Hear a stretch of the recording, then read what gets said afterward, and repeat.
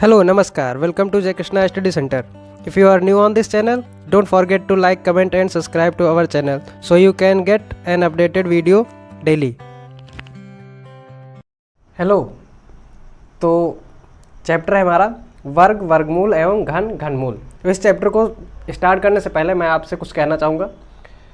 तो अगर जो आपको सक्सेस होना है ना किसी भी एग्ज़ाम में, आपको अगर जो सक्सेस चाहिए तो आपको जिद्दी बनना पड़ेगा।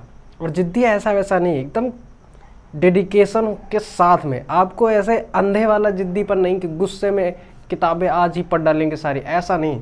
कहते हैं जिद्दी जैसे रेत होती है ना, एक बॉक्स में रख के एक छोटा सा छेद कर दो तो वो रेत जब तक उस बॉक्स के अंदर से निकल नहीं जाएगी तब तक गिरती रहेगी और उस बॉक्स को फाड़ती नहीं है, वो आराम आराम एक एक कर करके निकलता रहता है। पढ़ाई भी ऐसी है, आपको पढ़ना चाहिए तो बुक एक दिन में सारी नहीं पढ़नी है, एक एक पेज या एक एक टाइप के क्वेश्चन, इस प्रकार से आपको पढ़ना है। और वक्त ना बहुत ही अच्छी चीज़ है, अगर आप मेहनत करते हैं ना तो मेहनत के हिसाब से वक्त बदलता है। तो जो लोग कहते हैं ना, ठुकरा दिया जिन्होंने मुझे मेरा वक्त देखकर, कसम खाता हूँ ऐसा वक्त लाऊंगा कि मिलना पड़ेगा मुझसे वक्त देखकर, है ना। तो वक्त जो होता है ना, इसकी अहमियत समझेंगे और साथ ही साथ समय के साथ फुल डेडिकेशन के साथ में आपको पढ़ाई करनी है ना। तो देखते हैं सबसे पहले इस चैप्टर में हम क्या क्या पढ़ने वाले हैं।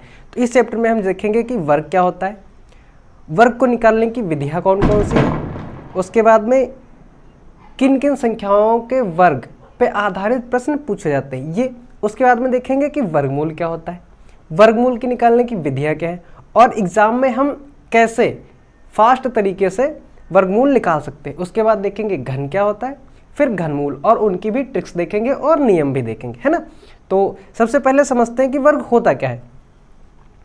तो वर्ग वह संख्या होती है ना जिसका उसी से गुणा करें। जैसे मान लेते हैं x संख्या है, x से गुणा करने पर जो संख्या प्राप्त होगी, है ना, जो संख्या क्या होगी, प्राप्त होगी। जैसे इन दोनों का गुणा किया हमने, 2 और 2 का, और ये संख्या प्राप्त हुई ना, तो ये जो है ये 2 का वर्ग कहलाती है। तो ये हमारी डेफिनेशन है ना।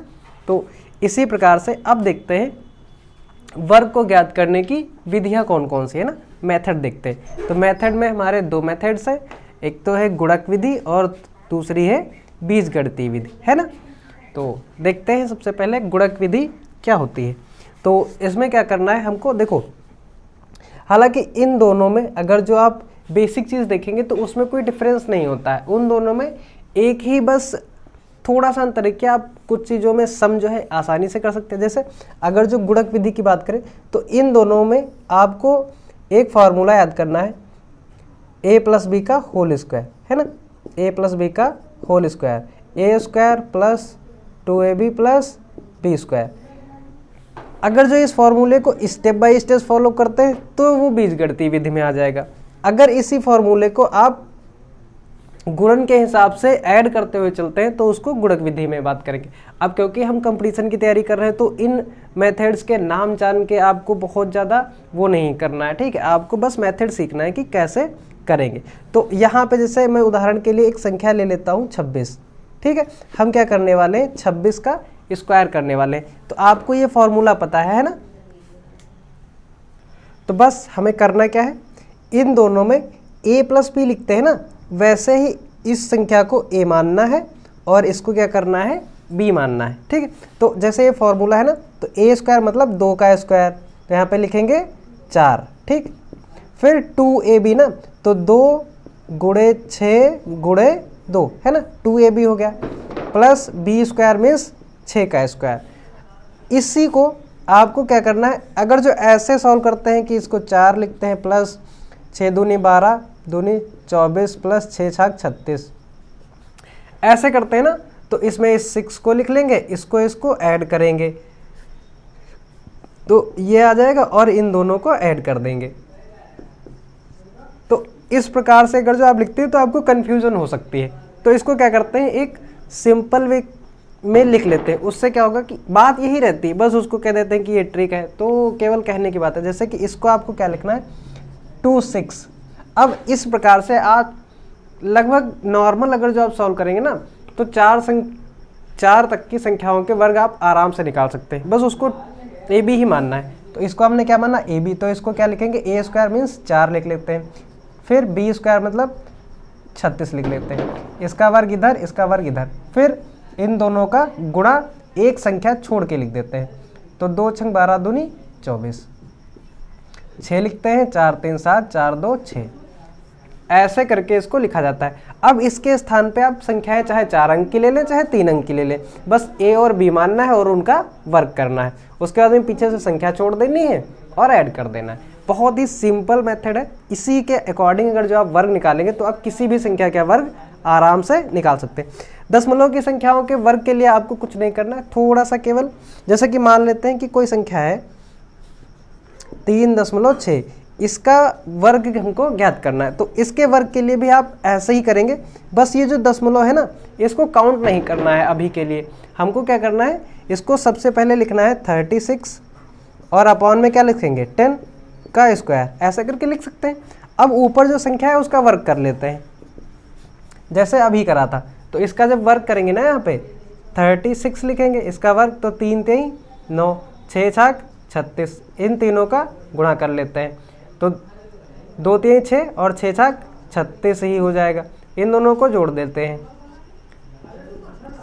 1296, ये आ गया। नीचे 10 था तो 10 का स्क्वायर कितना 100, 2 संख्या पहले दशमलव लग जाएगा, ठीक है।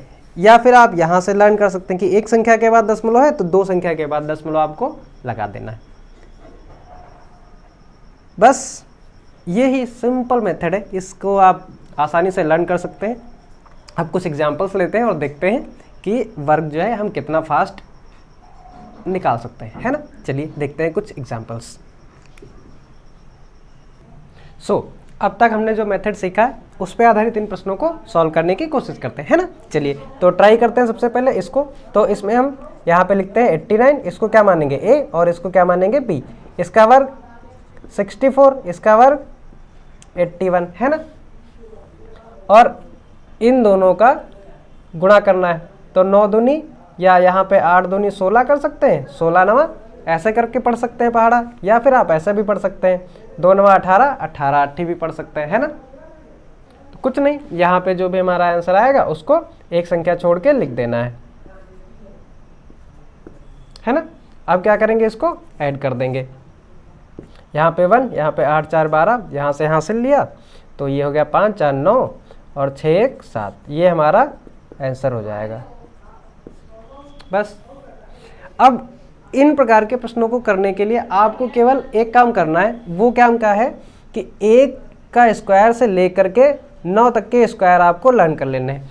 ये इसलिए भी लर्न कर लेने हैं, वैसे तो मेरा मानना है कि आपको कम से कम 50 तक के स्क्वायर याद होने चाहिए। इससे क्या होगा कि आपको जो समय लगेगा ना इसका वर्क करने में, उससे क्या होता है कि आप उसको और जल्दी कैलकुलेट कर पाएंगे। और समय ही इम्पॉर्टेंट है, क्योंकि अब जैसे कि आपका ब्रेन इतना डेवलप हो चुका है कि आप जब 6-7 में पढ़ते थे तब 20 तक पहाड़ा याद कर लिया था, आधा एक दिन निकाल के अगर जो आप सही से याद करेंगे ना तो 50 क्या 100 तक के आप स्क्वायर याद कर डालेंगे, ठीक है। तो आपके दिमाग में इतनी कैपेसिटी है, अपने ऊपर बस भरोसा होना चाहिए। अगर जो आप पहले ही रो दिए कि नहीं यार इतना कहाँ हो पाएगा, तो नहीं हो पाएगा, है ना। तो रोना नहीं। और अगर जो आप सच में बहुत ही ज़्यादा बुद्धू है, या मतलब बुद्धू नहीं है, मतलब बहुत ही ज़्यादा वीक है आप कह सकते हैं, आपने इससे पहले नहीं पढ़ा है, तो आप 1 से 10 तक तो मतलब 1 से 9 तक तो याद ही कर डालें, ठीक ना। चलो तो क्योंकि क्या होगा, इससे इसको कैलकुलेट करने में आसानी रहती है। चलिए अब देखते हैं नेक्स्ट क्वेश्चन 81। इसको भी सेम ऐसा ही लिखना है और वर्क कर लेना है, तो 8 8 64 लिख लेना है 0 1। यहाँ पे ध्यान रखना, जब भी एक संख्या को वर्क करने पर 1 आए ना तो उसके आगे 0 अपने आप लिख लेना है, ठीक। फिर यहाँ पे 2 1 कम 2, 2 8 16, एक संख्या छोड़ के मान लिख देना है 5 6, तो यह आ जाएगा 6 5 6 1, है ना। ऐसे ही इसको इसको इसको और ये सभी आपको करने हैं HW में। ट्राई करना है, ट्रिक आराम से कर लेंगे आप, बिल्कुल भी डरेंगे नहीं, घबराएंगे नहीं, आसानी से आप कर सकते हैं। और अब तक अगर जो आप नहीं कर पा रहे थे तो आप आराम से कर पाएंगे, ठीक है। नेक्स्ट वीडियो में हम जानेंगे वर्गमूल और वर्गमूल निकालने की विधि, उसके बाद घन घनमूल, और फिर इस चैप्टर के प्रश्नावली सॉल्व करेंगे जिससे परफेक्शन आ सके, ठीक है। चलिए तो मिलते हैं नेक्स्ट वीडियो में। जय Hind. I hope you enjoyed watching our video, found it helpful. May God bless you. Don't forget to like, comment and subscribe to our channel for more exciting content. Thank you for watching and see you in the next video.